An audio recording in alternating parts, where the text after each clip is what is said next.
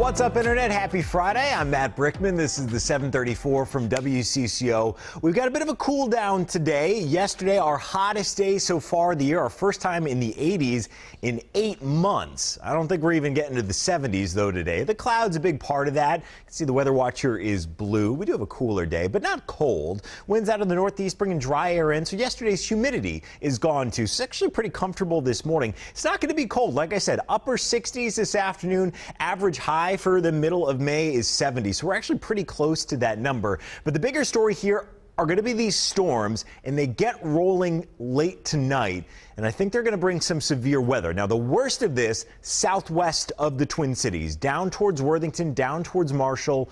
Large hail and damaging winds are the biggest concern there. When you kind of get that yellow shade, the slight risk, that means scattered severe weather and then isolated storms, so just kind of a couple with that marginal risk getting into the Twin Cities. This is what it looks like. We're cloudy all day, pretty quiet here. Those storms really start to come together very late tonight, 10 to midnight, and then watch that line down to the southwest. You see kind of that curve to it? We call that a bow echo because it kind of looks like an archer's bow. That's an indication of really strong winds, 50, 60 mile an hour gusts. Those can do damage. Then as they move into the metro, likely bringing with it some pretty good sized hail too. So this is early Saturday morning. You can see that's at 5 a.m.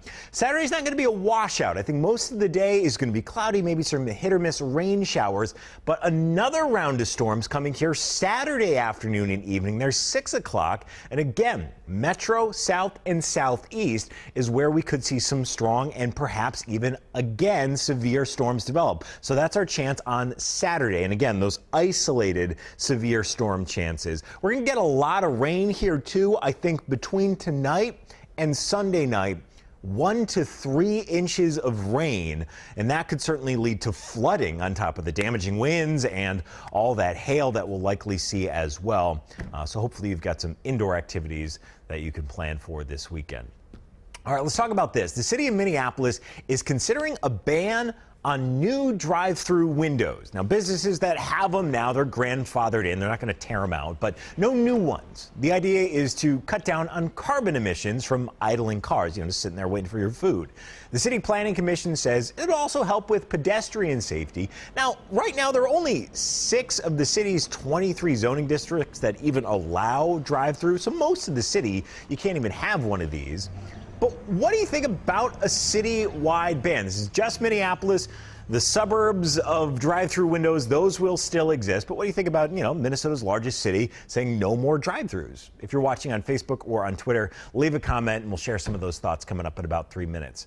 Yesterday, we told you about the fire at the restaurant on Bede Makaska. Now we're waiting to learn if the building can be saved. The Parks Board says they'll continue to check on the structural damage of that pavilion that houses Lola on the lake.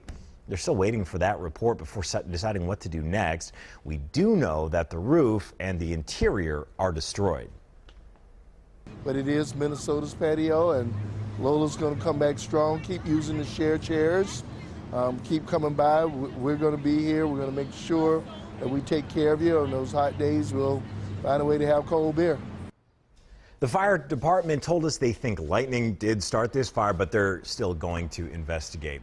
Okay, this next video is pretty scary. It's going to show a driver ignoring a school bus stop arm and nearly hitting a 4th grader. Here it is. Take a look at this near collision. There's the car, and there's the kid. Whew, this was in Zumbrota in January. The red lights on the bus were flashing, the stop arm was out, but investigators think the guy driving the car may have been on his cell phone. The bus driver broke down talking about what could have happened. I honked the horn.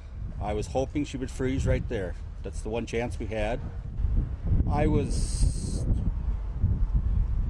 waiting. Ugh. The 20-year-old driver only had to pay a $300 fine and do some community service. That could have been so much worse. The abortion ban battle shifts to Missouri today, where lawmakers are expected to pass a bill that would ban abortions at 8 weeks of pregnancy.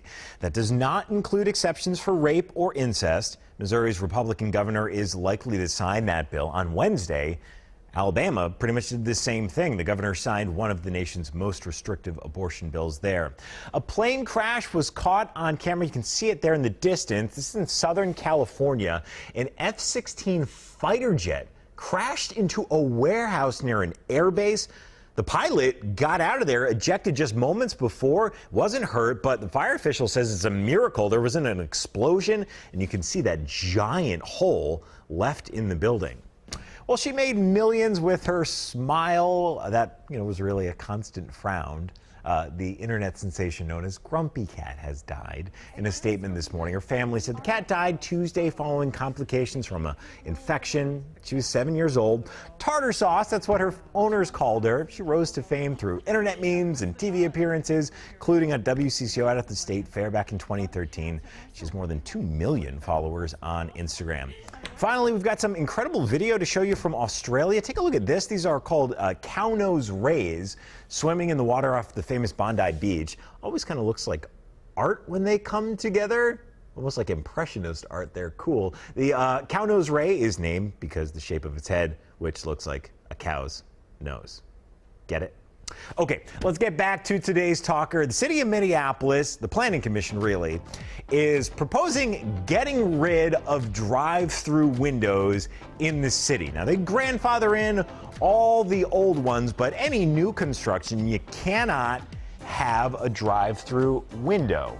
So I want to know what you think about this. Obviously, they're all over the suburbs, but the city of Minneapolis is trying to cut down on carbon emissions within the city. So our digital guy Cole is here with the thoughts of all of you. What do people think about getting rid of drive-thrus, Cole? Yeah, we have Annette saying, I don't like it because we are a fast-paced world and we need them. I don't think that much idling time to matter, in my opinion. And we have Linda saying, seriously, keep the drive-through windows.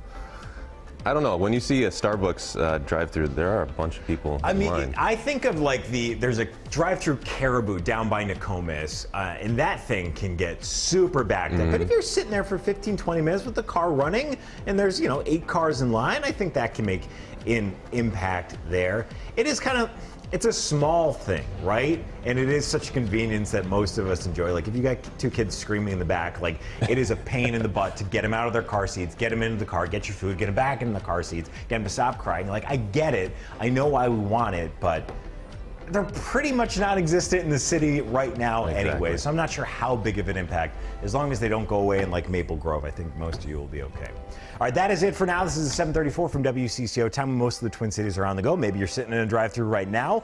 Watch us on the go every day. We'll be back here on Monday at 7:34. Until then, enjoy the weekend and be nice to each other on the internet.